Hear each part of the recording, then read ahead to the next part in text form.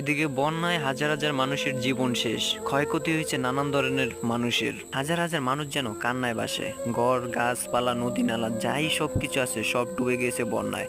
এত পানির স্রোতের কারণে মানুষ যে এক জায়গায় তার জায়গায় স্থান নেবে তাও নেওয়ার কোনো জায়গা নেই। ফেনী, কুমিল্লা, লাকসাম, নোয়াখালী কয়েকটি জেলা ডুবে রয়েছে।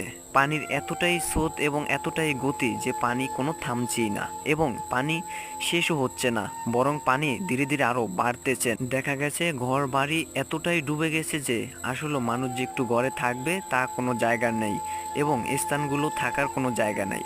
তবে বড় বড় বিল্ডিং উঁচু যেখানে মানুষের একটু ঠাঁই হবে সেখানেই গেছে।